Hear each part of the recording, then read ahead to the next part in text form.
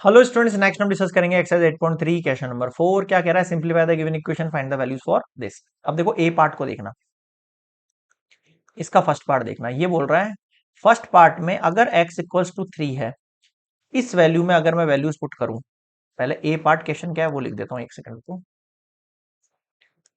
मेरे पास क्वेश्चन दे रखा है 3x 4x माइनस 5 प्लस 3, ये मेरा क्वेश्चन है।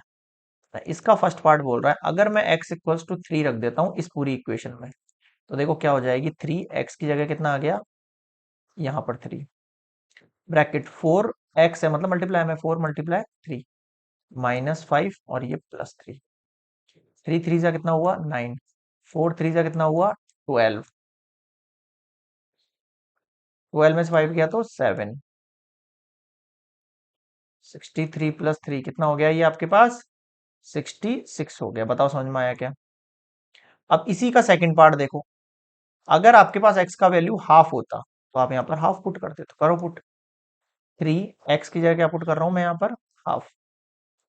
अब आ जाओ 4x की जगह क्या पुट कर रहा हूँ, हाफ माइनस 5 प्लस 3। ध्यान देना थोड़ा सा, ये तो 3/2 हो गया, 2 से 4 चला गया 2 टाइम, 2 से 4 चला गया 2 टाइम, और 2 माइनस 5 प्लस 3। और देखो 2 में से 5 गया तो कितना बचेगा, -3 प्लस 3। यहां देख लेना, ये सॉल्यूशन आ गया ना। 3 3 से कितना हो जाएगा, माइनस का 9/2 और प्लस 3। एलसीएम ले लें, कैसे लेते हैं एलसीएम, माइनस का 9 प्लस 2 3 जा 6/2।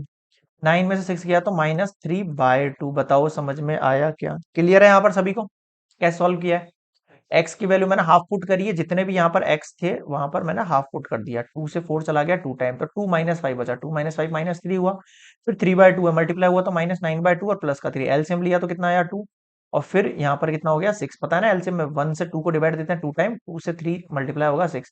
9 में 6 गया तो -3/2। ठीक है, ये हो गया इसका ए के दोनों पार्ट हो गए। अब आ जाओ बी वाले पार्ट पर। बी में क्वेश्चन क्या है, देखो ए है, फिर ए स्क्वायर प्लस ए प्लस 1 प्लस 5।